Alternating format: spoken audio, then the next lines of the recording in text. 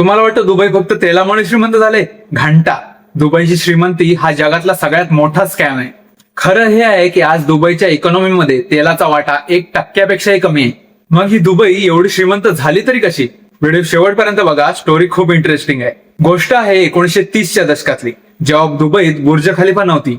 लोक समुद्रात जीव धोक्यात घालून खोलवर जायचे, मोती काढायचे आणि त्यावरच त्यांचं घर चालायचं. पण जपानने इथंच गेम केली. जपानने लॅबमध्ये खोटे मोती म्हणजे कल्चर्ड पर्ल्स बनवायला सुरुवात केली आणि दुबईचा हा एकमेव बिझनेस रातोरात मातीत मिळाला.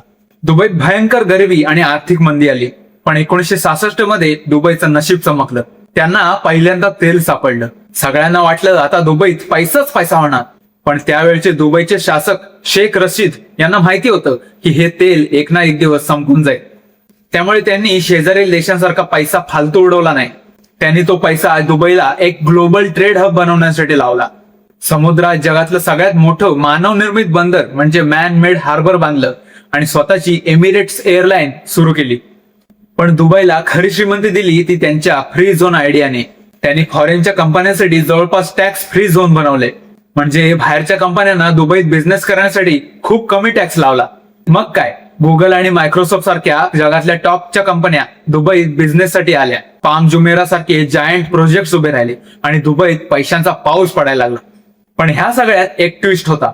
हा सगळा पैसा आणि डेव्हलपमेंट हे खूप मोठ्या कर्जावर आणि रिस्कवर उभी होती. 2008 मध्ये जगात भयंकर मंदी आली आणि दुबईवर एवढं जबरदस्त कर्ज झालं की ते पुन्हा एकदा कंगाल आणि बँकरप्ट होण्याच्या मार्गावर होते. जगातल्या सर्वात उंच बिल्डिंगचं म्हणजेच बुर्ज दुबईचं काम पैशाच्या अभावी अर्धवट थांबलं. तेव्हा त्यांच्या मदतीला धावून आला अबुधाबीचा राजा शेख खलिफा. त्यांनी अब्जावधी डॉलरची मदत घेऊन दुबईला बुडवण्यापासून वाचवलं आणि याच उपकाराची परतफेड म्हणून त्या बिल्डिंगचं नाव रातोरात बदलून बुर्ज खलिफा ठेवलं गेलं. आज दुबई पूर्णपणे टुरिझम आणि बिझनेसच्या जोरावर जगावर राज्य करते. हा होता जगातला सगळ्यात खतरनाक इकॉनॉमिक कमबॅक.